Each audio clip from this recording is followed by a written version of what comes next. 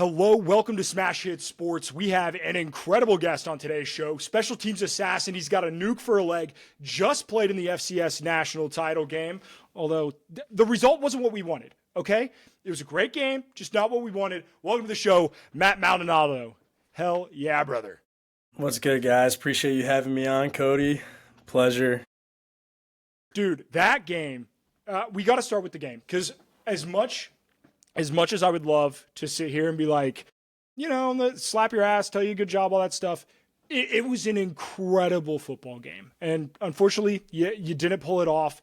I still think that was one of the most improbable runs we've seen in major college sports in a long, long time. This is, and for people who don't follow FCS football very closely, the run that y'all went on, playing 4 consecutive road games leading up to the national championship, because unlike the FBS playoffs, y'all don't have like the neutral site bowls or whatever. You traveled all over the country. It was absolutely insane. I guess let's start from the beginning. You're playing North Dakota State. You lost to them earlier in the year. How do you come into that game in the playoffs with the mentality that you're going to win it? Honestly, I think it really just started with going back to the first game when we played them at home. Obviously, we knew going into that game we were, I think, 3-1, I believe, and then we played them early in October, and it was a 1-point game going into the fourth quarter for everyone that did watch the game, and it was pretty much back and forth game, really good defensive battle, and obviously we lost that game. But what stood out to me the most was what was said in the locker room afterwards, and it was a bunch of the older guys saying, hey, we're going to see these guys later in December, and that's exactly what happened. So we got exactly what we wanted, and obviously came out victorious, and probably, in my opinion, one of the best FCS games, if not football games, of the entire year. So. Oh, yeah. 29-28, just an absolute heater of a game, down to the final, seconds in that one. You then have to go on the road to UC Davis, which is all the way across the country. This is more, I guess, the general playoff question. How much did the travel suck? It had to have sucked, dude. There's no way around it. Dude, the travel, so for me, I've only been on an airplane maybe like twice leading up to my time playing college football. I didn't really start going on airplane rides until my sophomore year of college. So definitely something that I was not really used to. And then having to go on, I think we went on like 7 or 8 different plane rides this year. And it was, I think, 5 of them in the playoffs, just back-to-back weeks. And a lot of miles. I'm not going to lie, a lot of miles, a lot of hours on the plane. And, I think it was a testament to our football team and just being able to battle through adversity. And obviously, or not obviously, but just the adversity that we had to go through flying all those miles. It can be really nagging on the legs and whatnot. So for us to be able to kind of get through that and get through that adversity before the games even start, I think it was a win in our books. And then obviously going in and winning those games was definitely a positive. So I think going through that little bit of adversity that no one really talks about, which is the travel, definitely set us up for success. So give us a little behind the scenes. What is the schedule like for these college football playoffs? Because you are like classes end like middle of December are finals. Yes. Like how you're on campus. I'm assuming you probably go home for Christmas, but like what is that schedule like? Yeah, so it varies week to week. I know for when the playoffs started, the week of Thanksgiving, when we played Southeast Louisiana, we had a decent trek going up there. We weren't able to go home for Thanksgiving. Well, some of us were. Our coach, Coach Spack, pretty much said if it's under 2 hours or around that range, you can go home for the day.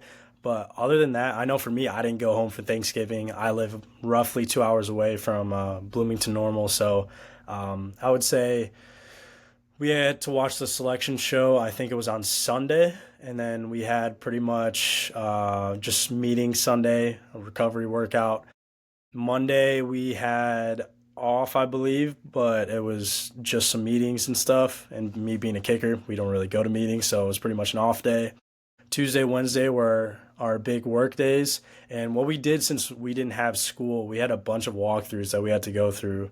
And it was almost like a smaller fall camp schedule. For those that don't know, fall camp is probably one of the most stressful times for us football players because it's pretty much from like 6 or 7 in the morning, sometimes even earlier, to like 9, 10 o'clock at night, and you're just solely focused on football. So it was pretty much like that type of schedule, just less hours, if that makes sense, and then travel on Friday and then game Saturday. Dude, it's crazy because fall camp. I mean, I was defensive line. It sucked. I hated it. Your body by the end of fall camp is just like, God damn, like I'm fighting here. And then the season starts. It's almost like a relief to have to go through something similar to that at the end of the season in the playoffs when you're fighting through it. Like I could just imagine how like some of the big boys on the offensive and defensive lines were feeling. Like I bet they were probably pretty damn banged up. So let's talk about the title game. I think, and I said I work with a company. It's called Rate Game, and you can go on their app and you basically it's like Letterboxd or whatever, where you give a movie a score after you watch it. It's like that, but for sports. So they didn't have the FCS playoffs in there, which I'm working with them to correct that because they absolutely need to.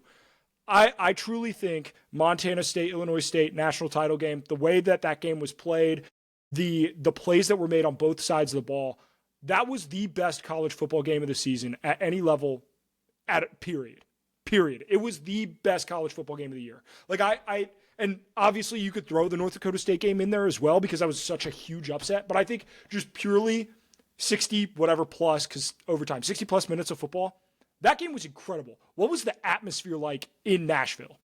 Holy cow. Honestly, so it really started leading up to the game that it really hit home for me was visiting Vanderbilt Stadium.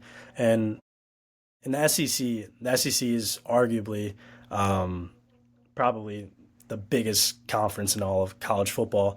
And going to their stadium, everyone said it was only going to be around 35,000. That's their capacity. But I think going to the stadium and seeing the layout, it's, in my opinion, I posted a video today about it. It is probably one of the more underrated stadiums in the SEC, if not all of college football. And I think the way that the stadium is laid out, it feels like you're playing in front of double that, like 65 to 70,000 people.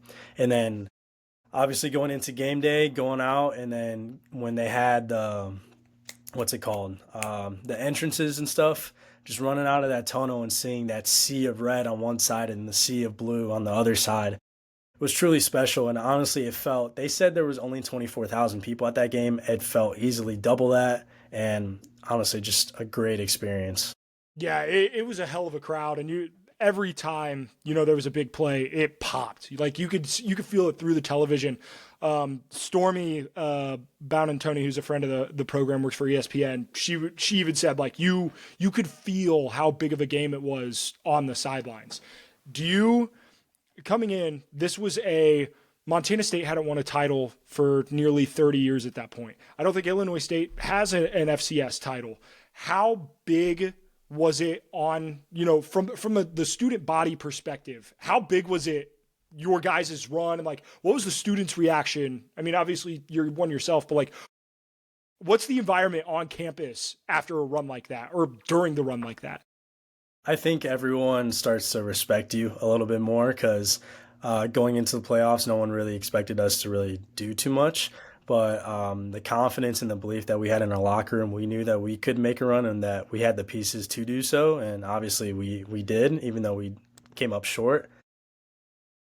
A majority of the run, usually we saw a lot of the buzz through social media. It wasn't really anything on campus just because people were either doing finals or it was too early in the playoffs for us to really like make that noise.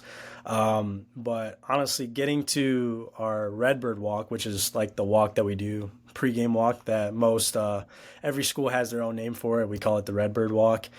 I kid you not, when we walked off the charter buses, I've never seen more fans in my life walking to that stadium. It could have been at least like 3,000 to 4,000, and whenever we had our home games, we had maybe a few hundred that would show up for that. So to amplify it to that level, especially it being my last football game, like it was truly a dream come true, and it was super electric and just awesome.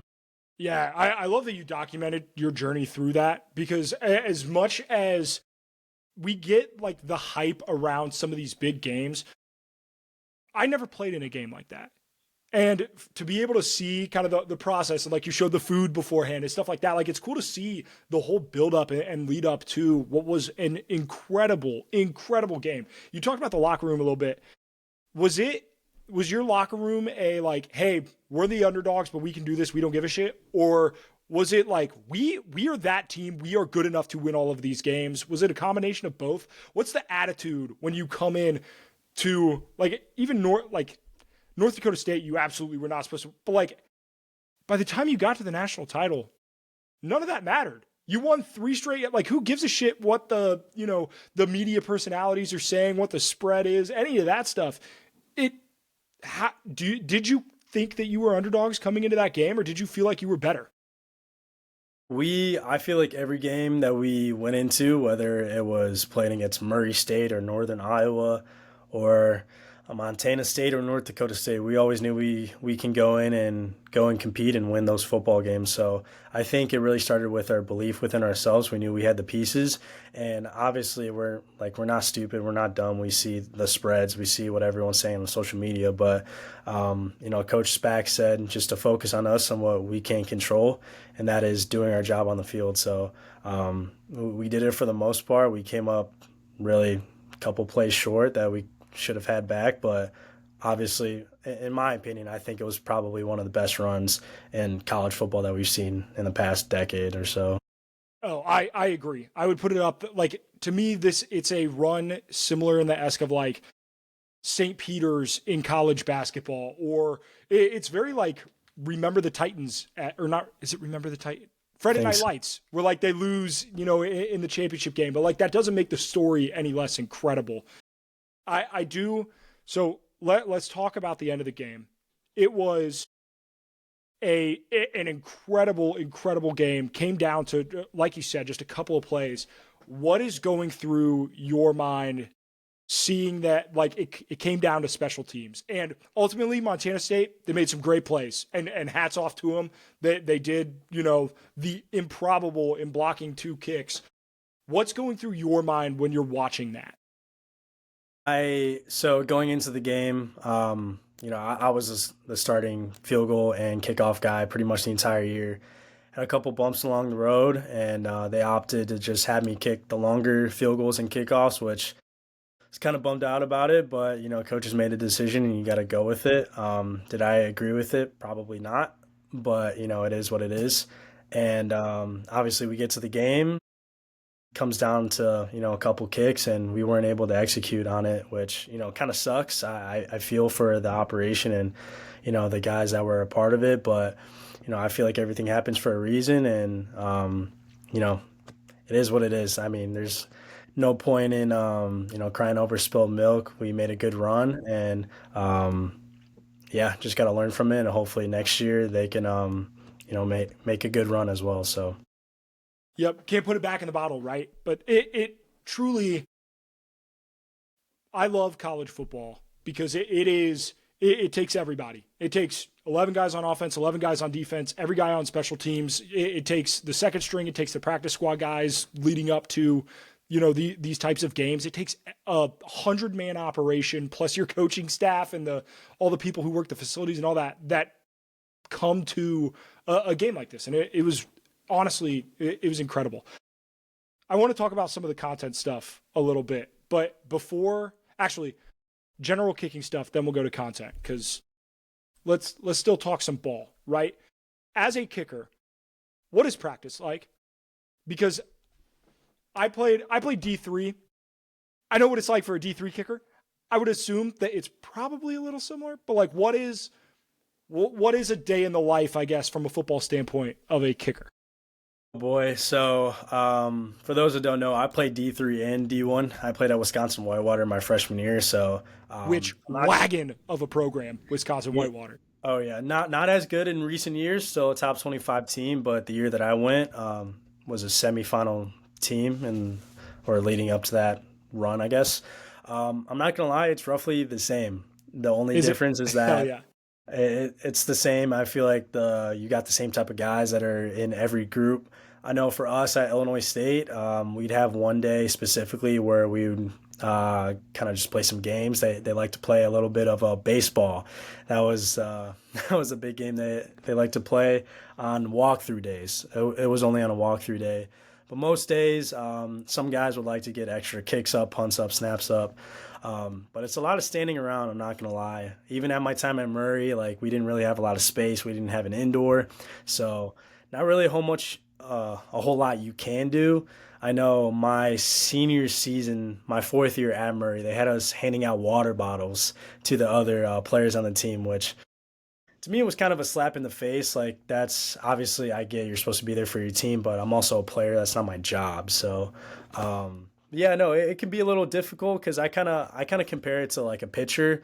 There's only so many fastballs you can throw in a game or a practice, and you can't do it every single day because then that's how you get that Tommy John surgery and stuff. So I kind of see it. It's kind of the same thing with kicking because most kickers every time they kick a ball, they're trying to kick it as hard as they can. So obviously, I don't want to compare myself to a pitcher, but I guess I am doing that at, But at the that's a same good time. analogy, though, right? Like you can't. A leg is not that much different from an arm where you can't go out there and kick 100 balls in a session and then feel okay after. Like that's just not how that works, you know? So like it does make sense that like there's only a limited amount you can do every day. You do what you can, you get better, and you move on. But I think the pitching analogy really, I think that's pretty good, honestly. Yeah, hopefully it doesn't make me I would look stick as with that. bad. I try to think about that a little bit. We had our special teams coach was also the linebackers coach. So the special teams guys would always help run drills with the linebackers. And then our long snapper, like they made them play like a linebacker during drills, during everything, like tackling stuff. It's like, look, you gotta field that punt after it's kicked. So it is it's always interesting. I like to see how different teams do things differently. Week 4. I want to talk specifically about week 4 because this game, nuts. North Alabama, you had an unbelievable game. 3 for 3 extra points, 3 for 3 field goals with a 51-yarder. Was that the best game of your career? And like, do you feel like you're in the zone at that point? Like, pick up basketball, you just can't miss a shot. You're like, holy shit, I'm on fire. Like, what happens when you have a game that good? Shoot, I mean, there was a lot of things that went right and wrong at the same time in that game. I did go 3 for 3 on extra points. I had 5 field goal attempts on ESPN. Fuck. It doesn't ESPN show. lied to me. God Yeah, damn it, ESPN. This was so frustrating to do like the research for, and then to see that, and I'm like, holy shit, dude, game of his life. yeah. Now, No, it's now I all feel good. a little bit less good about bringing it up. No, it's all good. It was definitely one of the more active games that I've had. I scored the most points, I think, in that game or a different game. I forgot. I But think you had 12 in that one, and I think there were a couple that you had 10. yeah, There's it an was 11 one. The week 2 against Morehead State. You had 11. yeah, it was 5 for it 5 on was extra something points. like that. But leading up to that game, we knew that there was going to be some weather delays. So we actually ended up having 2 weather delays, which lasted roughly 2 to 3 hours. So I was just in the locker room at 2 different points, just sitting there, not doing anything. So that was definitely something that was difficult because that game in itself took about 6 hours. Damn. So Because it went double that was a OT, too. game. You won 38-36. Like, that's a Yeah, crazy, yeah, marathon no, of a game. Trying to stay loose, too, like going with the weather delay and everything. Damn. yeah. It was there was a bunch of ups and downs. I know going into really the first weather delay that we had, it was about 2 minutes before halftime. And we were up 17-0, but it was like a 17-0 where it was like we're 1 or 2 plays away from being up by like 30 points. So we were in full control. The weather delay happens. They get a cheap score before half, and we're kind of waiting there. Then they slowly start like creeping their way into the game. Next thing you know, it's like a 1 score game, and we get down to it. I think this is like my third attempt of the day. I was 1 for 2 at this time, and we had a 51-yarder, which in my career, I've never attempted anything over 50 yards, not because I wasn't able to, just because the opportunity hadn't presented itself at that point. Yeah, you got right field position, the whole 9 yards, right? Yeah. So I went, attempted it. Commentator said it had an extra 10 yards to spare on it, which Hell yeah.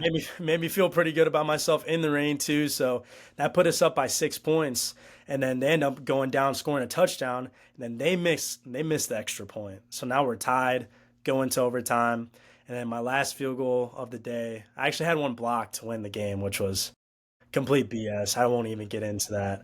But I did have one in overtime to it was to tie the game because they had the first possession overtime. They had a field goal. So if I made it, we went into second overtime. If I missed it, we lost the game. And honestly, with the whole Illinois State Kicker thing, like you look it up anywhere. Even I'm getting crap for it. Yeah. Even though, I don't want to put blame on anyone, but it was pretty obvious that special teams wasn't our greatest strength in the national championship game. But for me, I like to look back at those games, especially the North Alabama game, because, if I had missed that kick in overtime, we lose that game, we drop in the rankings, and we don't even get the make chance. the playoffs. Yeah. We don't even have a chance. So I think that puts me at a little bit of peace knowing that I did have that game, had the game against Oklahoma, had a field goal in front of 83,000 plus people. So definitely puts me at peace a little bit, just knowing that I. Yeah, it's a very butterfly effect because you always get stuck in the like, damn, if I did one more thing, could that game been any different? But also, you did a lot of things right in a lot of weeks leading up to the national championship, right? So, how many teams would have loved to be even in the position that y'all were in? So it's cool to see how. It's why we love sports, right? It's a story. We don't know who writes it. We don't know what the ending is going to be every year. Let's talk content. So you have almost 50,000 followers. You're so close, dude. 49.3, I think is what you have when I looked. What made you want to start documenting your journey? Because I just came across it naturally. It was like, oh shit, like college kicker documenting what he does. I'm interested. Like, what made you want to start, doing that? I think so.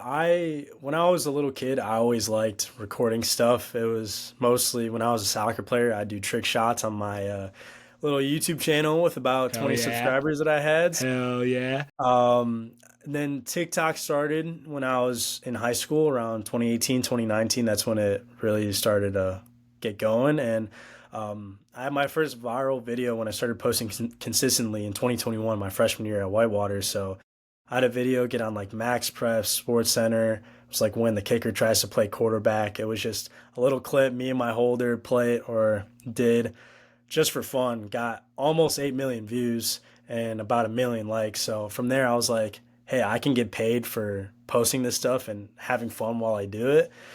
So started doing that. I didn't really start doing the day in the life stuff until I got to Illinois State because I thought people would really enjoy like the BTS behind the scenes stuff. It's crazy because whenever I go around campus, I get recognized, but it's not for me being a football player. It's me as the content creator. So it's like, oh shit, I saw you on Instagram. Like, yeah, that's pretty cool. That's pretty cool. The thing that I love about NIL and hate about NIL is a lot of time, and now with social media and sports betting and all the shit that comes with it, is you get people who blame players for like, oh, they had a bad game, blah, blah, blah, blah. And it's a lot of negative stuff. I feel like a lot of the conversations around college football in general, like with the schedule and how, like selection for the FBS was crazy and people got all upset. I feel like it's really negative. And I love watching active players do content because I think it's important that we realize and see behind the scenes of what goes into being a great college football player, because it's not 4 hours on a Saturday. It is hundreds of hours every year, summer, weight room, like all the things that go into being a college athlete is crazy. And like college football, it's 12 games, a couple times a year. Like, the season's pretty short.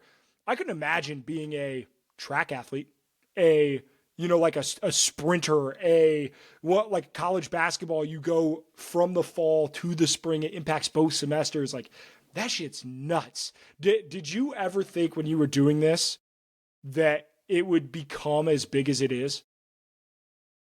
I had a feeling that it could, but I also had a feeling that it wouldn't have gone as big as what I thought it would be.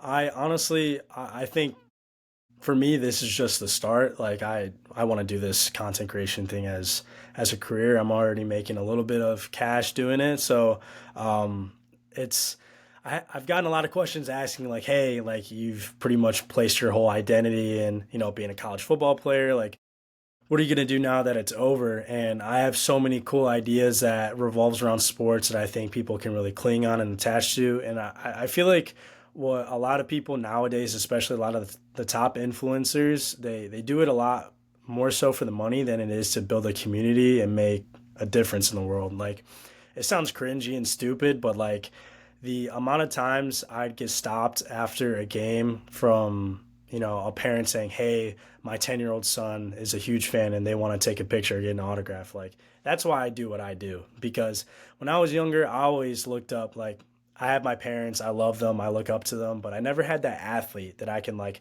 model my game after and be like, yeah, I want to be like him one day. You know what I mean? If I can be that to at least one or two kids, I feel like this is all worth. That's pretty cool, man. I love that. People used to give me shit for making content because I don't know if you know this. I turned 30. Like, I'm an old ass man. Jeez.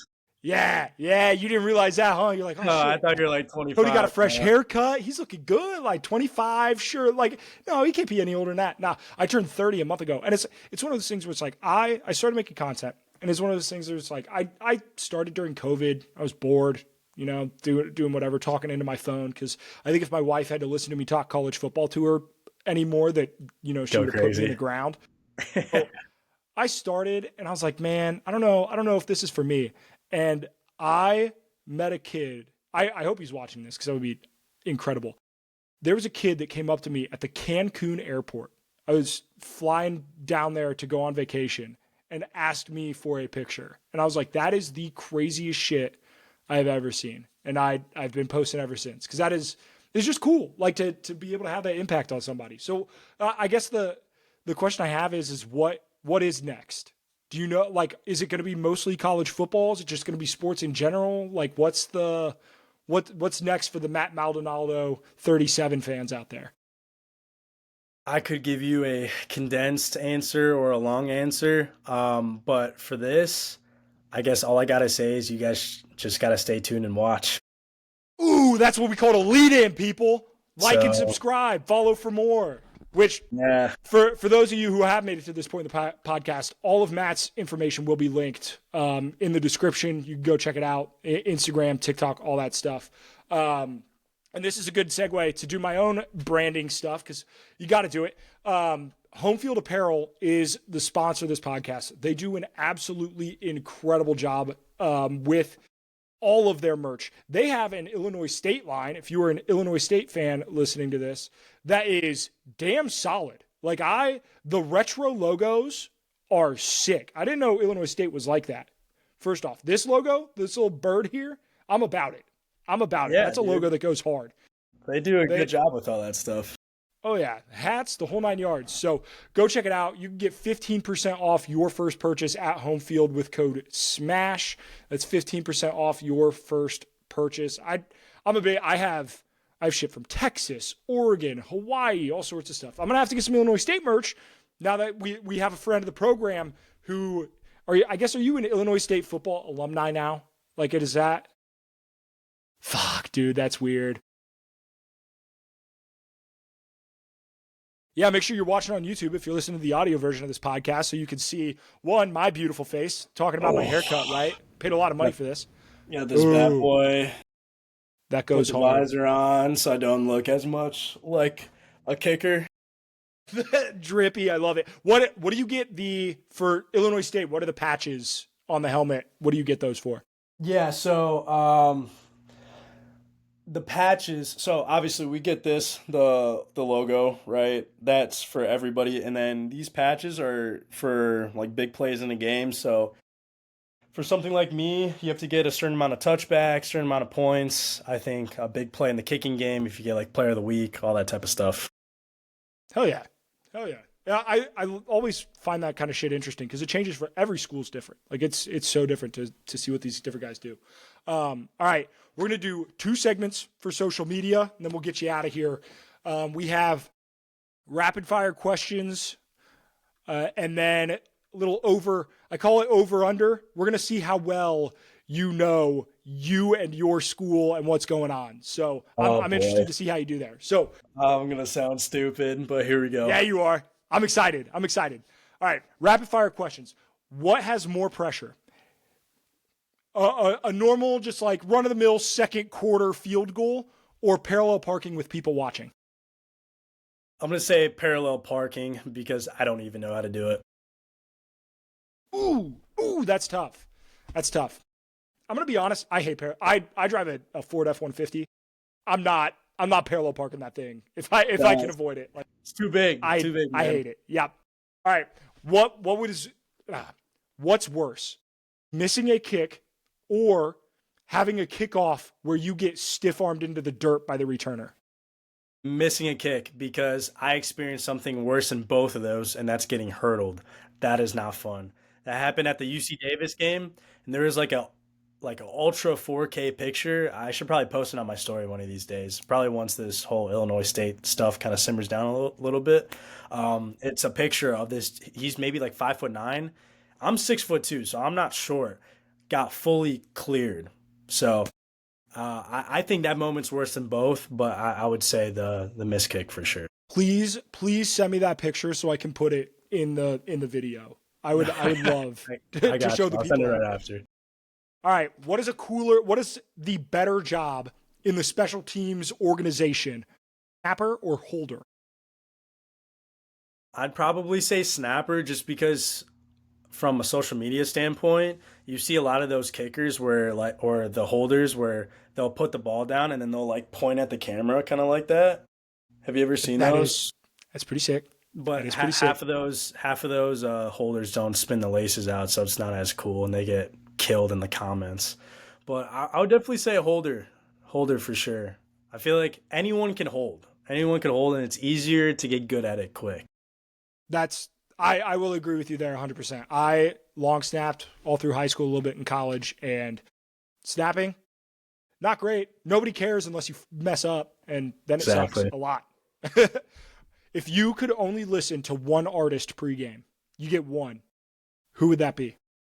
Oh, that's tough. Because me personally, I listen to slow music, so I don't know. Get the heart rate down, get relaxed. Like, is that like okay? Yeah, because I guess it's a little bit different just because I was only kicking off the last 2 games, so that I kind of want to get something faster. But if I wanted to get pumped up for a game, what artist? I'd have to go with probably something like MGK. I'll have to go MGK. Okay. Are we talking old MGK or new MGK? I'm going to say like late, like just pre-COVID. Okay, that's fair. Because there's like the rapper MGK that was like 2014, 15. That's like way different than his stuff he puts out now. But some artist. So. Gosh, you put me on the spot there. Yeah, I don't know. We'll go MGK. We'll go with. I asked that question when I covered the national championship last year for Ohio State Notre Dame. Like 50% of the answers were Rod Wave. I don't know why Rod Wave just had he had a chokehold on both of thth teams. It was can't do it. Hey, I mean, his music's all right, but before a game, I couldn't do it. No way. Or Polo G. I'll throw him in there. Okay, that's. I didn't know what I expected from you. I like both of those answers. Both of those answers are good. All right, next segment, we're going to call it over under. I'm going to do a little bit of a lead in so that way I can cut it for socials. So, all right, Matt Maldonado, Illinois State kicker. I've got 5 questions. You have to pick over or under. If you get 4 of them correct, I'll Venmo one person who reposts this clip $5. Bet. All right. How many miles were traveled during the Illinois State playoff run? Over or under 8,100? Dude, I saw the graphic the other day. 4,000. Hold on. I need to do the math real quick. I didn't get my degree in math, so this may take a second. Crunch the numbers. He's not a math guy. We're going to stall here. Set over under 81? Over under 8,100. I'm going to go under. Ooh, starts off bad. 81.32. It was over. Gosh. Over. We'll see if we can keep it moving. Normal, Illinois, which is an incredible. I love the fact that the town is named Normal and then the mascot is the Redbirds. You're like, nah, not Cardinal, not Finch, no, just Redbird. Love it. Normal.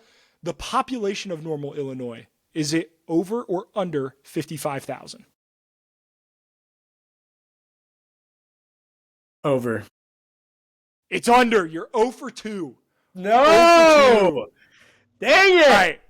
So we're already out of the money. Here's what if Matt goes 0 for 5, I will also Venmo somebody $5. All right. If you go 0 for 5. All right. Career extra point percentage. Your career extra point percentage. Just extra points. Not all kicks, just extra points. Over or under 97%. Are we including Murray State and Whitewater? Whatever ESPN says for your career. So I believe it's just Murray State and Illinois State. Okay. Over or under 97%? Over or under 97%. Oh, over. I only missed one and it was blocked. Yep, 98.5%. So you got the over. All right. Average viewership for the FCS national title game, 2 million. Over. Yep, 2.3. The final for that, there were over 3 million people watching in overtime. The only That's reason insane. why I know that is because our social media team posted a graphic about it like 2 days ago. So it just memory right there. Hell yeah. Speaking of social media, glad you brought it up. How many more followers do you have than the Illinois State football Instagram? Do I need an exact amount? It's 1,000. Like it's not like, 15,212. It's X thousand. Last time I checked, I was at 49.3. They're at somewhere in the 22,000. So I'm going to say 27,000. Nailed it. On the nose, dude. On Let's go. the nose. That's crazy. Damn, he knows his stuff. All right, well, unfortunately, we do not get to Venmo the people $5 because, Matt, you came up short. It is what it is. It is what it is. It's tough. Hey, nobody blames you. Nobody blames you. But like and subscribe. We'll have to do this type of stuff again. Matt, thank you for coming on. I'm excited to see what's next on the Instagram. Make sure you go follow Matt on Instagram is Matt Maldonado 37. Is your TikTok the same? TikTok and YouTube is Maldonado_Matt. And then my Facebook is also the same as my Instagram, I think. So I've got like 10K on Facebook that I post on there too, sometimes too. Jesus, that's crazy. That's crazy. Didn't know that was you. I need to start posting on Facebook, I guess. All right. Before we leave out of here, Matt, one last thing. What do you want people to know about FCS football? I think FCS football, honestly, I believe it's probably the purest form of football. Definitely needs more people to watch. Watch more FCS games. I think you can. My dreams came true when I played FCS football, and I think you're. I don't know how to put it into words. It's good football to watch. Just watch the football. It's good football. I agree. It's incredible football to watch. More people need to be watching. If you are a high school kid, make sure you give Matt a follow. He has his D1 blueprint, which is a guide to help. It's a blueprint. Why not just call it what it is? It's a blueprint, helps you get recruited, kind of goes through that process a little bit. I'm really, really excited to see that tool. I know you've put a lot of work into it. You made an announcement on your Instagram earlier today. So if you are a high school athlete, give Matt a follow. Check out his stuff. And thanks again for coming on, dude. Incredible interview. I appreciate you. Awesome. Thank you so much, Cody. This was something that I was looking forward to ever since you messaged me. So definitely like what you're doing here. And yeah, no, this is awesome, man. Appreciate the opportunity. I'm sorry Oh about yeah. the camera quality, by the way, dude. I was trying to figure out if I was gonna have enough lighting, but it got too dark. And Look, it's all good. You're a college kid. All I'm saying is if there's a company out there that wants to work with Matt on a brand deal to get him a newer camera, I don't think Matt would be opposed. That's all I'm saying. That's all I'm saying, camera companies. I wouldn't be opposed either. I'm on my old laptop that I've had for about 5 years now, so you know, can help you Hell guys yeah. out. Do a little brand deal. Who knows? Hell yeah. Appreciate y'all, and we will see you in the next one.